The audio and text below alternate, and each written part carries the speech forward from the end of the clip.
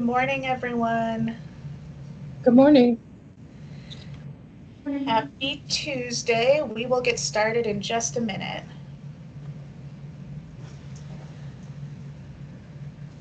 And while we're waiting for everyone to join us, if you all don't mind just muting your microphones, I think we're expecting a pretty big group today.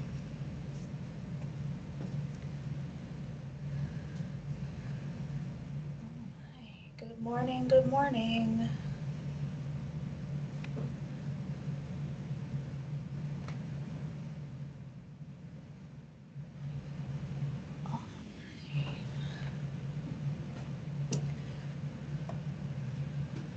Well, it is 9:31 on this beautiful Tuesday morning. Hopefully I've adjusted my blinds so you're all not getting such a sunny glare. Looks like it's a really nice day outside today. So welcome everyone to United Way's 2025 Grants Information Session. I really appreciate all of you taking the time to join us today. Just again, because of the large group, I'll just ask that everyone keep their microphone off. If you have questions that come up throughout the presentation, please just go ahead and drop them in the chat box. We have somebody monitoring that. If your question's going to be answered later in the presentation, we may not address it right away, but we should also have plenty of time at the end for any questions that come up. Unfortunately, the majority of the presentation today is just me talking at you to give you information, but the recording of this session will be available on our website, either for your later reference, or if you want to share it with someone who is interested but couldn't attend. So looking at our agenda today, we will go through some background information on United Way's work and our approach to our grant making, the types of grants we'll be offering in this cycle, and an overview of the application and questions. Everything that we review today should also be available on our website. There's also a PDF version of the application available there as well if you want to be able to follow along. So for those of you I have not met before, my name is Sarah. I'm the Director of Community Investments at United Way, and this will be my third grant cycle with the agency. We also have my colleague Trish Marquez here, who's our Community Engagement and Equity Lead. She's going to be monitoring the chat as we go, and she'll make sure that your questions get answered either during the presentation or when we come to the end of the session. For those of you based in Santa Fe, I don't think Abby is on the call today, but Abby Bordner is our Santa Fe County Director. You can always reach out to her at any point if you want to have a more in-depth conversation specific to Santa Fe County. All right, so United Way's approach to grant making. We are working towards a trust-based philanthropy model. It's been an ongoing process to evolve our style of grant making. And the trust-based philanthropy really focuses on equity and redistributing power within philanthropy. So enabling stronger partnerships and hopefully more effective grant making for community agencies. Trust-based philanthropy asks us to acknowledge the historical power imbalances that exist in philanthropy and look at it through a lens of partnership. So we're really working on refining our systems to focus on support and accountability rather than cumbersome processes. We want to focus on the work that you're all doing in the community and really minimize any additional burdens that we're creating. It is a learning process, it's a journey. We continue to learn as we go, we continue to evolve, and always looking for ways to refine our role. Some of the changes that we've made to our grant making over the past few years as we kind of work towards this approach is all of our funds are now awarded as general operating dollars, and we do have one of our grants that is offered as a multi-year award. We've been really trying to streamline our processes, so that includes having the grant application focus on overall agency goals and outcomes. We have a financial standards review, but we now only complete that for agencies that have been selected to receive an award. And we've also introduced a verbal grant reporting option, which is now my favorite part of the year. For agencies who want to have a conversation now at the end of the year, we're able to just, kind of talk about how the year went and, what you were able to accomplish. We're also working to offer support beyond just the check, which includes marketing support and also capacity building resources. Okay, So to provide some context for our grant funding within United Way as an agency, grants at United Way are part of our Community Impact Department, which has 4 branches. Um, the first branch is our direct services, which includes the 211 helpline, the Family Advocacy Center, and Tax Help New Mexico. Next is Rising Together, which for those of you who have heard about United Way's work for a long time was formerly Mission Graduate and Mission Families. And this really focuses on educational attainment and family stability. Our college and career readiness work, we coordinate a work group to expand work-based learning in New Mexico. In attendance and engagement, we partner really closely with school districts to create attendance toolkits. There's a really robust initiative in Valencia County, and we're continuing to grow our partnership with Albuquerque Public Schools. There's a lot more that goes on within this Rising Together work, so to learn more about any of these and the rest of the Rising Together body of work, please feel free to visit our website. The third branch of impact is community outreach and partnership. This focuses primarily on initiatives outside of Bernalillo County. The biggest initiative in this department right now is called Resilient Communities, and that focuses on food sovereignty and bioregionalism in Santa Fe and Valencia counties. And then finally we come to community investments, which houses our grant making. And the goal of our grant making is really to reinforce and support the work of all of our other impact initiatives. So this year, funding for our grants will fall under 6 impact priorities as well as basic needs. This past year, United Way Worldwide did a global refresh and focuses on 4 impact areas across the United Way global network. You see those in the dark arrows across the top of the screen. Healthy community, youth opportunity, financial security, and community resiliency. And the impact priorities of our local United Way are informed by these priorities and the work that we looked at on the previous slide.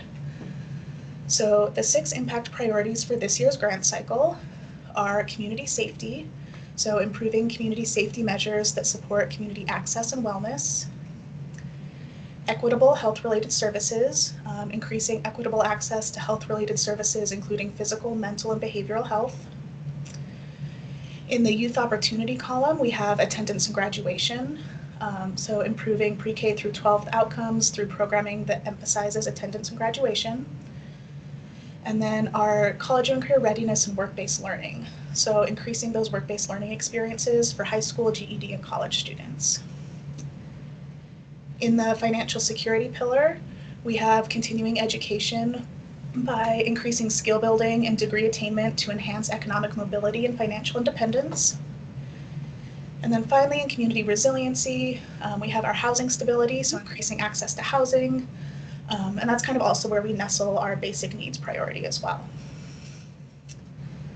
So Trish, before I just kind of continue trucking along, are there any questions that have come up so far? No, not yet. We're doing good. All right. So this year, United Way is offering 3 types of grants as part of our grant cycle. You'll see the impact, the basic needs, and Santa Fe County grants. So when you're deciding which grant is right for you to apply for, agencies should pick the one grant type that's the best fit based on location and services provided. For those of you who have been around United Way grants for a while, you'll notice that we did eliminate capacity building grants this year. And those were really like project specific grants. And this decision was made both because we wanted to be able to fund our impact and basic needs grantees more robustly, and also because the general operating award allows for agencies to fund capacity building activities with those dollars if desired. All right, so impact grants support the work of programs that align with the impact priorities we reviewed earlier in the presentation. Agencies awarded an impact grant receive funding for 3 years because we know that multi-year funding is really necessary to work towards long-term impact and outcomes in our community. Impact grants are designed to work on long-term solutions, focusing on outcomes and moving that needle of change. There is a cap on grant requests. So the cap for the request is the amount awarded per year. So if an agency is awarded a grant for $50,000, they'll receive that for each of the 3 years. So for a total of $150,000 over the 3-year period. This is now our 4th year of multi-year awards. So we have a group of agencies entering year 3 of funding, a group entering year 2 of funding. If you are one of those agencies, you do not need to reapply. You are welcome to stick around and hear me talk, but if you are a multi-year grantee, you are set for your award period. If you are an agency currently in the 3rd year of your impact funding, we do ask that our impact grantees take a year off before reapplying again. So agencies currently in their 3rd year of funding won't be eligible to apply this year. Our basic needs grants are also going to be awarded as general operating dollars, and basic needs grants address really urgent and immediate needs in our community. So it funds services like food banks, emergency shelters, short-term housing, utility assistance, those very tangible services that are needed in the short term to address gaps in basic needs. Agencies can reapply for basic needs grants every year. They do have those same award limits as our impact grants. And then finally, for agencies providing the majority of their services in Santa Fe County, there's one grant available for Santa Fe County. It again is general operating dollars for 1 year up to $20,000. And agencies can apply either under those impact priorities or under basic needs. Santa Fe is still relatively new to our service area, so we're still in the process of establishing the donor base that we need to expand to multi-year funding in that county. And again, Abby Bordner is our Santa Fe director, and she's another resource for you for all things Santa Fe related. Just as a note for all of our award categories, we have seen our grant process become very competitive over the past few years, and we anticipate that that'll be the case again this year, just kind of projecting our available funds and interest. So this does mean that even some really strong applications and very aligned work may not still be able to be funded. So we really try to do our best to have our awards stay at a level that is impactful, but we do continue to see need in our community outpace the resources that we have available. Trish, are there any questions in the chat about awards? I had one, I kind of answered it, but you may want to just speak to it more broadly. Someone asked if organizations can apply for one or more grant types. So agencies, you should just apply for one grant type. You should pick the one that aligns most closely both with your location and with the work that you're doing.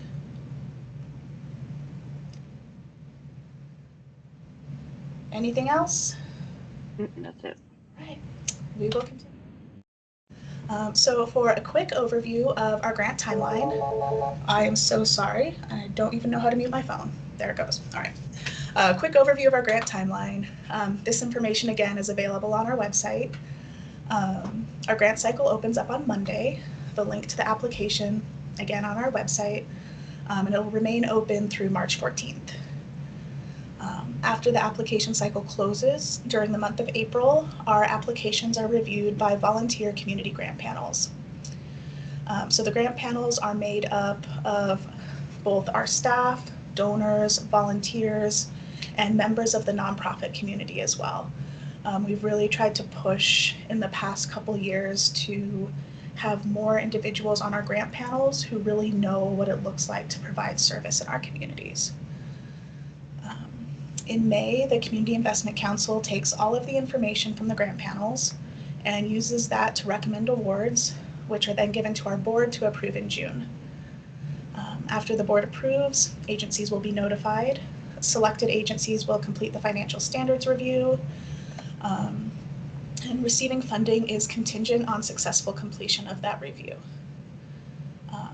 Payment for new awards will begin once that financial review is completed, and new awardees can expect to receive their first payment in August. And then after that August payment includes July and August, and then monthly thereafter.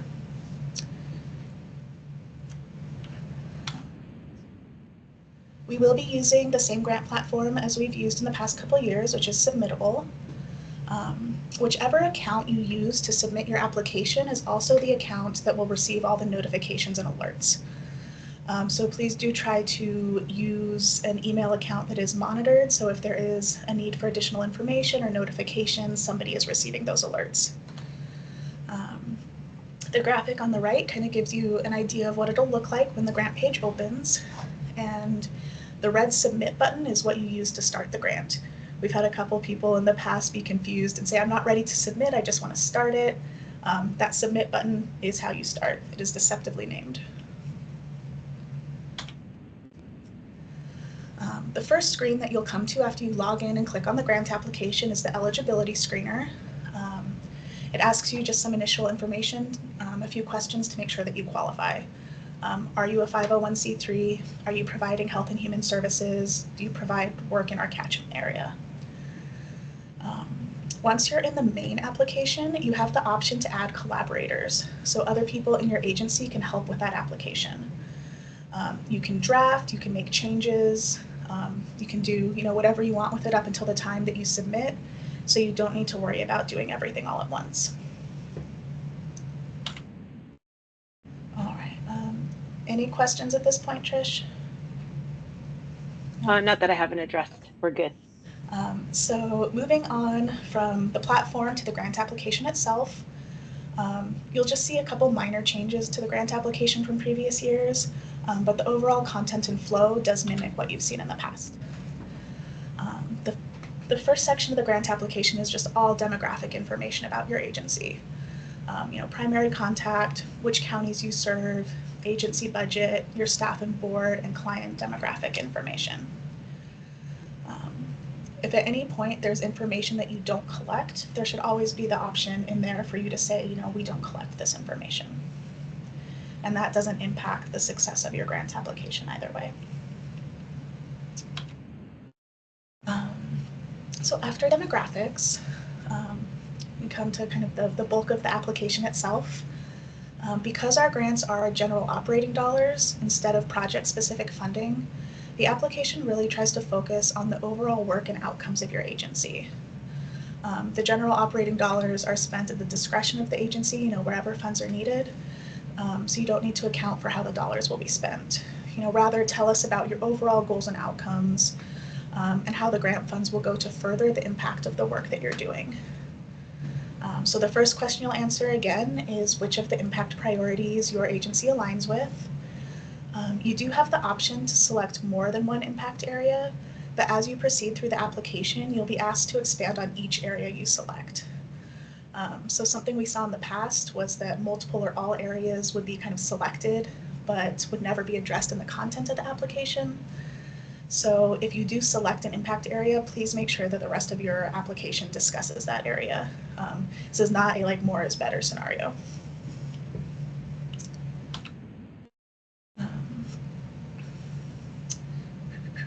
So again, please note that because we are again moving to those general operating dollars, we are also moving away from the all or nothing funding model. So we hope to be able to fund agencies for as much of their ask as possible, but when all applications have been scored and reviewed, there will be more flexibility for partial awards, which we hope in the end works to the advantage of our applicants. This year we did implement a minimum line. We know when you're writing grants, you're always kind of trying to gauge the value of the time spent into the application. So we are committing to agencies receiving no less than 25% of their request. So the first questions on the application focus on describing the work you do and the goals that you have. So this is the section where you'll really talk about how your work aligns with the impact priority or priorities that you selected. The impact application asks about your goals for the next 3 years, the period of the grant. Because the basic needs in Santa Fe are a single-year grant, they instead ask about reaching your target population. There's also a question asking about your funding sustainability plan. We know that our funding is limited, and realistically, the donations that we see coming in for grants continue to kind of decline over the years. So we want to make sure that the presence or absence of our funding won't impact your agency's longevity, but rather just bolster the work already being done. And just as a note, all of the narrative answers do have a 300-word limit per question. The next couple questions on the application focus on data. So we'll ask about what data you collect and how that data shows progress towards your goals, and then how you also use it to reflect and improve. The application asks you to talk about collaborations with other community agencies. And this question is really focused on quality and impact, and again, not quantity. So we want to hear about how the partnerships you have improve services, not just a long list of everybody that you work with.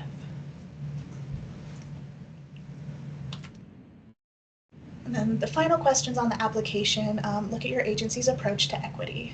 So it'll ask about how you incorporate the direct and lived experience of your staff and clients, approaches to addressing systemic inequities both internally and in the work you do in the community, and how equity is incorporated into your strategic plan.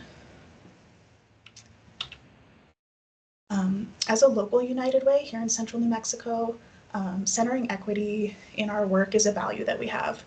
It's something that we're always continuing to work on internally as well. We know that it's a journey and a learning process, and these initiatives are also incorporated into our requirements from United Way Worldwide as part of a broader movement. So as a local chapter, some of the expectations from United Way Worldwide include using equity as a criteria in making our community investments, increasing our investments in equity over time, doing that internal demographic work, reflecting DEI in our strategic plan, and providing annual equity training for our staff and board members. For a bit more explanation of the questions, when the application asks about incorporating the direct and lived experience of staff and clients, lived experience is that knowledge and expertise in whatever the focus area is based on personal experiences. So it's acknowledging that people know what they need and that those needs are reflected in programming. So thinking through this definition, the goal would be to have your staff, board, volunteers really reflect the experiences, identities of those individuals that you're serving. Working on equity can look a lot of different ways for everyone. Some of the starting points that we suggest to start thinking about some of these questions are focusing on systems of change in addition to programs and services, grounding our work in data and target solutions, looking at how we can shift power within collaboratives, listening to and acting with our community, and building equity leadership and accountability.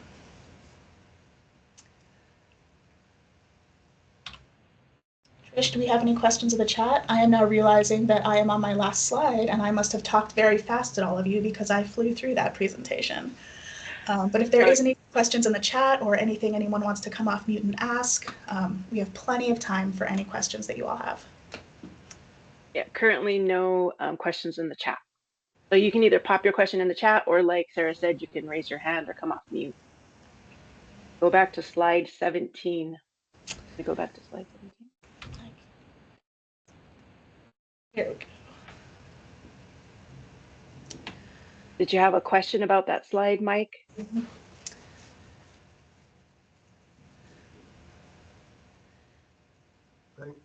Thanks, Trish. No, I didn't have I was trying to type and make the notes and I just wasn't quick enough. So sorry. No Sarah, worries. you did a good job of moving with purpose, which is awesome. Thank you. All of the questions, the copy, these are directly taken from the application and there is a copy on our website. So if anyone else was trying to like speed note take, you have a hard copy reference, or I guess not hard copy, a digital copy reference on our website available.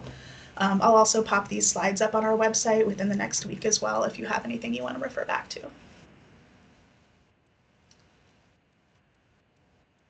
Sarah, can I just ask a question about the priorities back at when you were describing the delineation? It was slide, I guess this is like 7. I just wondered if you, in particular in the space of youth opportunity, Mm-hmm. You had mentioned evolving your relationship or the existing one in Valencia County and work-based learning and now APS. Is there anything you think that applicants should keep in mind with regard to United Way's own efforts at growing this landscape in college and career readiness and work-based learning as we look at our own visions? Sure. I guess in that space, and you tell me if this answers your question. I think some of that, work-based learning work, it is one of our bigger initiatives. It's also one of our newer initiatives. So I think, we're still looking at a lot of different ways that can work, and a lot of different ways to support that work in the community. So I guess I would say, just really focusing on, how the work you're doing reflects that priority. So I think there is a lot of space to bring in other activities that feed into those priorities. It doesn't necessarily have to mimic everything that we're doing internally. Okay, got it. Thank you. All right, Sarah, before we get to Art, who has his hand up so nicely, Sarah, there was Q&A. So in light of the Trump admin's move away from DEI, do we anticipate any changes to our equity framework or concerns about working with targeted communities such as the immigrant community?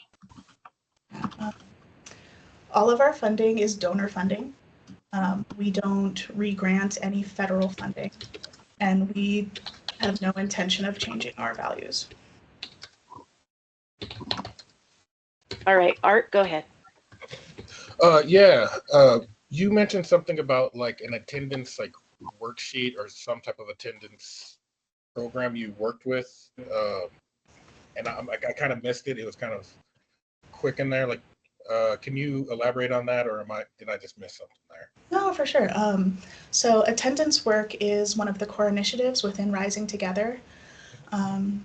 So over the past few years, United Way has worked with a few different school districts to develop attendance toolkits that families and teachers can use. Those are available on our website, so you can kind of go in and look at those if you want to. And I think I mentioned our most successful partnership so far has been in Valencia. We're able to do, summer teacher academies and attendance workshops, and we've now seen those attendance workshops. We are the APS contracts with United Way to provide attendance workshops statewide as well, both through APS and through the Public Education Department. Yeah, that's exactly what I was looking for. So the attendance toolkit is on the website. It sure is. And sometimes our website's a little wonky to navigate, so if you're ever looking for something and can't find it, just let me know. I'm happy to point you to the right place. Appreciate you.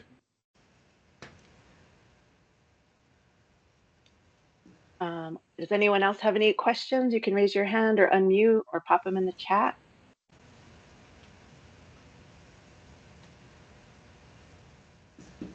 Hi, this is Julia with Encuentro. Thank you so much for this information. Is there still, back in the day, there were presentations that potential organizations needed to give to your various committees as part of the process. Is that still part of your process? It is not. We have taken presentations out of our process in an effort to put less burden on our applicants. I think I didn't mention, but there is, while our grant panels are reviewing applications, there is a Q&A function within Submittable. So if our panelists are reading your application and feel like they'd like a bit of follow-up information, they have the function to send you that question through Submittable, and you would get the notification to whatever email address completed it.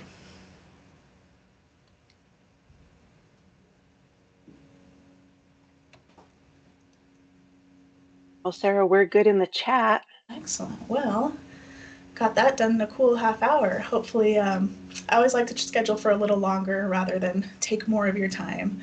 But we will go ahead and give you all a half hour of your morning back. If you have questions that come up afterwards, you are always more than welcome to reach out. You might have seen that we have another information session scheduled for a date I can't remember, but it's the week after next. It will be the same content, so no need to attend again unless you just really like hearing me talk at you for half an hour. You're more than welcome back, but it'll be the same information. All right, well, thanks again, everyone, for spending your morning with us, and hope to talk with you soon.